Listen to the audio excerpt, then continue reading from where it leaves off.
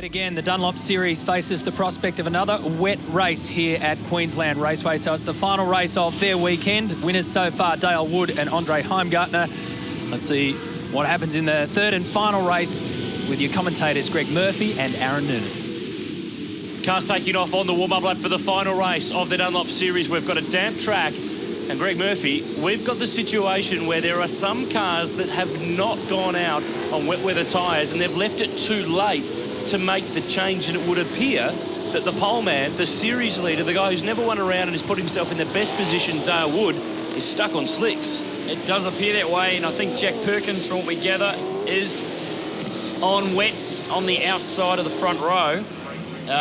You know, decisions that you've got to make in these situations are very, very difficult. So it's going to be interesting to see how it starts. It is still raining a little bit out there, but, you know, is it going to be too wet for slick tyres? Well, he's got to get heat and temperature into them. Here's how they line up. Combined points from the first two races so far. There's Casey Stoner starting 16th. We'll have to get Rihanna Crean to do some serious running up and down pit lane just to double check on who's gone with what tyre. There's a report that Ash Walsh is on slicks as well, while the rest of the guys around them up the front are on wet weather rubber. Jack Perkins on the front row of the grid, Paul Morris, Daniel Gaunt.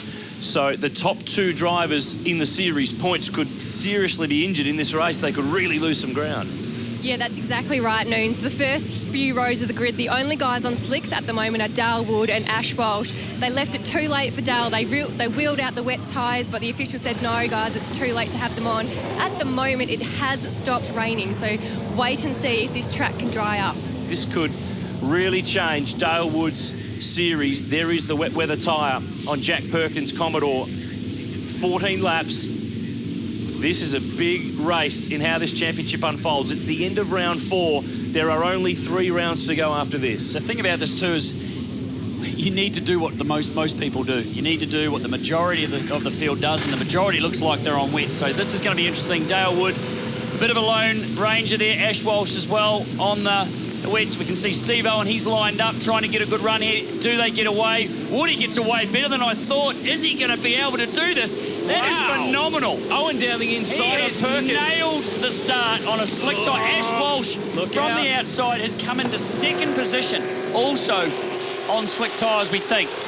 So that just blew my theories completely out the window. Well, we haven't got through the first couple of corners just yet. Look at them all tippy-toeing for grip. Bang. Perkins to the lead. He's got him. So he hasn't got the grip on the run of turn 2. Wood to second. Owen on the inside. That's Sam Walter. Out wide. Out wide in the grass now. Look, it's a bit wetter down here to turn 3. It is the first braking situation. Heavy on the brakes. Wood's done well. He hasn't lost too much road. Turning the car's the next problem. You can see Owen turning underneath the GB galvanising Falcon, and he'll probably get the power down. You can see him on the outside there into turn 4. Woody's going to have the inside line. You can see the braking performance difference with the wet tyre. It looks quite dry through this section. Not a lot of water at all coming off the tyres. As we said, coming together, Ash Walsh struggling on his slick tyres, falling back through the field. Remember that Wood leads Walsh in the series by 68 points. Oh, Marcus Sukanovic, left rear of the Recar Commodore has been rearranged. That's a serious hit. He has hit something quite hard to do the damage to the rear hub of that car. So he's hit something, and you can see a lot of debris on the track. I'm pretty sure we will see a safety car. That car's not going to be moved. It's been called just now at the end of lap 1, with Perkins the leader, Owen second, and I think they actually set the Steve Owen car originally out with slicks. They had time to change to wets. Whoa, it's already gone. It's already gone. So I'm not really sure how that's happened. It's either broken a hub. Can't believe at that speed that he's come in contact that's done that damage. You can see Dale Wood, beautiful start. Congratulations for that one. Jack Perkins loses a couple of spots, but somehow he comes around the outside here. Ash Walsh struggling. Look at the drive Jack Perkins gets. And he gets up the inside, splits the two of them, and takes the lead into turn 2. Jack Perkins missed the first round of the year on the streets of Adelaide, but he's been a real contender ever since. Won to safety car lap 2 in the final Dunlop Series race of the weekend. We're about to go all the way to the checkered flag in race 3 of the Dunlop Series. Jack Perkins here will control this restart, Murph. Also, under investigation, George Maniki, team members on the grid after the 1-minute signal. So that will be dealt with as well. So Jack Perkins will lead us away. This will be a time-certain finish, so he's got to do a few laps here, and he's got Steve Owen on his hammer, the two-time Dunlop Series champion. Now, Owen is allowed to overlap So I here. don't know quite what Jack was doing there. But he's given him the inside run for turn one, but he's got grip. That's what he's got running. Scott McLaughlin did that on the restart earlier on in the day, and he's got a little bit of a benefit. He's hung on. And we can see how dry the track is through this section, but we'll get down to turn 3 and we'll see how wet it is. It's very wet down the far end. So through this bit here, no water at all coming off the tyres of these cars. Dale Wood will have the advantage. And he's going to, as soon as he gets some more temperature, that's going to come and come and come. He is going to run out of time pretty soon. As you said, the race is going to be time certain. But we'll get down to turn 3. We'll start to see the spray. Look at the spray coming off the tyres. Very difficult to slow one of these V8 supercars down in these kinds of conditions. Morris in the gap. Morris, he's taken Gaunt, who was a little bit asleep there potentially. Let him down the inside. Casey Stoner coming to grips with Nick McBride goes around. And Jim Policina down at turn 3. Casey Stoner will be getting to grips with a supercar on wet tyres. I don't know if he's driven on the wet tyre just yet. You can see here, very dry. This is what I was saying earlier. Morris, he's up the inside. Don't turn in here. This is going to be tight. He's just got to minimise the damage here. He's just got to stay out of the trouble. And now Heimgartner, he's taking advantage of this. Gaunt's taking advantage of it. Wood's just got to keep the thing straight, pointing in the right direction. He's back underneath Heimgartner here. He's got a bit of grip through the centre of turn 6. And that was George Medicki peeling off. Pit lane penalty because the team were working on the car after the 1 minute signal on the grid. That is a harsh one. Obviously, they were maybe still changing tyres, making their decision. And George has not had a good weekend. We expected to see him somewhere near the front in this event, and it hasn't come to fruition. Look at Wood here. Look how much more speed he's got at this point. Gaunt's got underneath Morris. Morris has moved to the side. Taz Douglas and Ash Walsh have got together. And Walsh second in the points off the road. That is big for the championship. Bogged. The last thing he needed was to end up in this position in this race. Oh, There we go. Wood's been turned. Now he goes around. So the top 2 in the points. Gets Heimgartner on the way through. Did he get assistance there? As I said, back down to turn 3, where it is probably the wettest of any part of the circuit. Safety car is called. And that's good news for Dale Wood, because while the safety car's out there, he can't be losing spots. There's been some big beneficiaries from this. This is Douglas. He's just driven into the back of Walsh. And of course, Walsh, and that's the car bouncing back and hitting Douglas on the way through. Of course, Walsh on the slicks didn't have the grip and the speed through turn 2. Yeah, but there was no need for the touch. Douglas didn't take it into account. There was no need for the touch, and that's just pushed Walsh wide. Here we goes, another view. It's the end. There's going to be a bit of chat about this one, I think. A lot, I would say. Yeah, but it started by the touch. Here's Wood, who gets one from Morris. And that was right in the back bumper. And that was completely unnecessary as well. So Paul Morris, I don't know why he thought that was needed, but sometimes these things...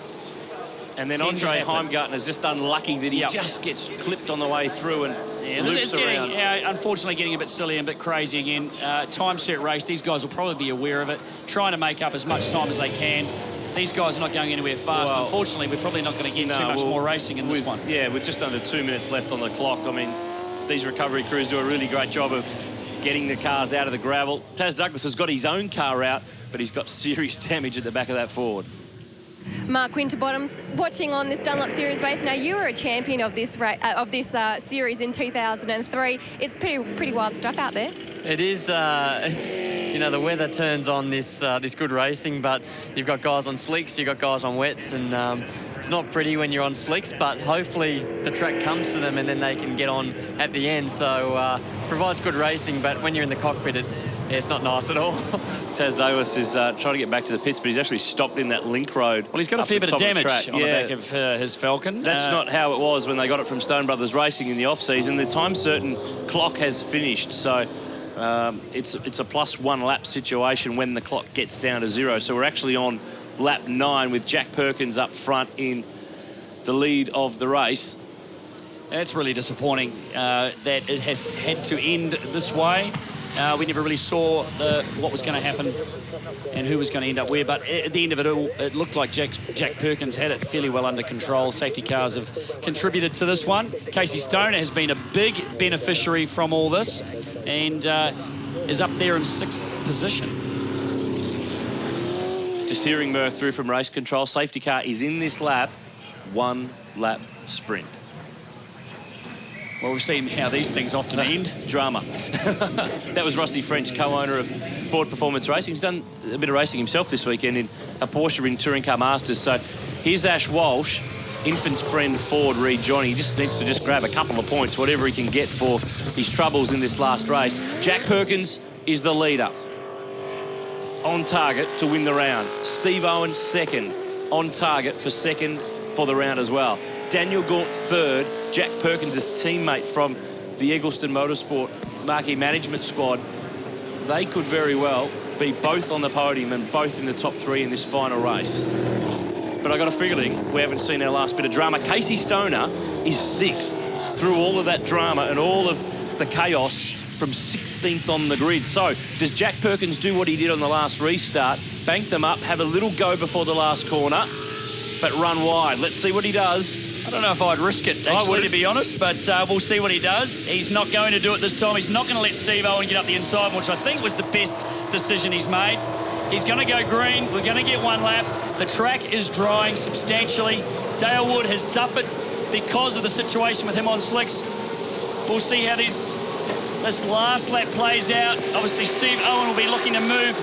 Casey Stone, as you said, great job to get through all the carnage and end up where he is. This is going to be his best result as he makes a move on Paul Morris through turn 2, which he's managed to do. He's moved himself up another spot. Oh, look out. Wood is right in behind Aaron Russell. He needs to remember that Ash Walsh is 28th. He's going to score a big chunk of points over his main series This is important. rival. Morris is down the inside again. We've seen this. Wood's getting a touch from Aaron Russell. What is going to happen? They're going to get out of the corner this time, but he's going to lose another spot potentially. And Cameron Waters is straight down the inside. Wood lost 2 spots in that one, trying to go around the outside of Russell. Have a look at this. This is wild. Wood just backing out of it. That is the smart call. Just get away from it and bring it home. Don't end up off the road. He's got a chance to make points here. Russell and Waters. Here's Wood's going to benefit from this one. These guys just will not give up. Now Waters comes back on. Final turn, Jack Perkins. He will co-drive with Scotty McLaughlin later on in the Enduro. Andrew Jones. Look at this, last run of the flag. Gaunt's going to trying to get down the inside. I think he's going to do it. I think he's going to... No. He nearly got there, but it's Perkins who wins the race and wins the round. He's first in 5 years. And there's a car off. That's Andre Heimgartner, who today started good, but it's got bad. But Jack Perkins, well done. He wins for Eggleston Motorsport. Their second round win. Remember, Cam McConville won for them at Winton a few years ago. Steve Owen second. More drama going on before we even get to the line. But the Dunlop Series continues to deliver all sorts of twists and tales. Perkins is on top. He wins round 4 from Steve Owen. Daniel Gaunt will be on the podium as well. Andrew Jones next. Casey Stoner, good job. 16th to 5th. Morris, Aaron Russell, Dale Wood in 8th. He holds on to the series lead. Sam Walter 9th and Chris Pither rounded out the top 10. Well, it's a famous name in Australian motor racing. Larry Perkins, 6-time King of the Mountain. But this man, Jack Perkins, was on form today. He won race 3 of the Dunlop Series. He takes his first round win in quite some time, and it gives us 4 different round winners from 4 rounds so far this year in the Dunlop Series, and a 1-3 for the Eggleston team. Daniel Gaunt home in 3rd. Rihanna is with the winner.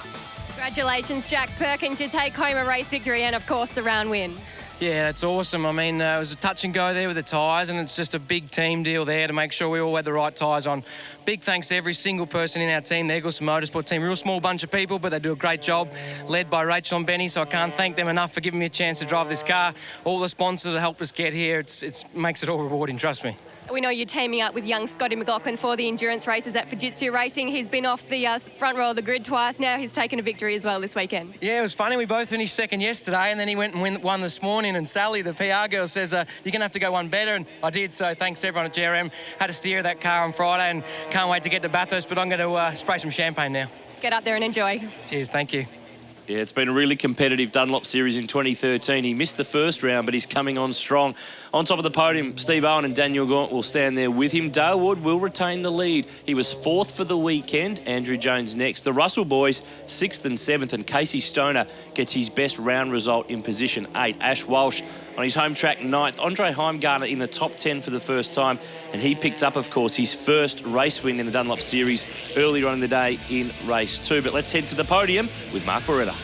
The winning drivers for round 4 of the 2013 Dunlop Series. Would you please congratulate in first place for Eggleston Motorsport, Jack Perkins. In second place for Sharon Rentals MWM, Steve Owen. And our third place driver for Marquee Management, Daniel Gaunt. Making the presentation of the third place trophy is Andrew Hutton, Commercial Director, V8 Supercars. Presenting to second place, the National Field Sales Manager of our major sponsor, Armoured Auto Group, Paul Lawson.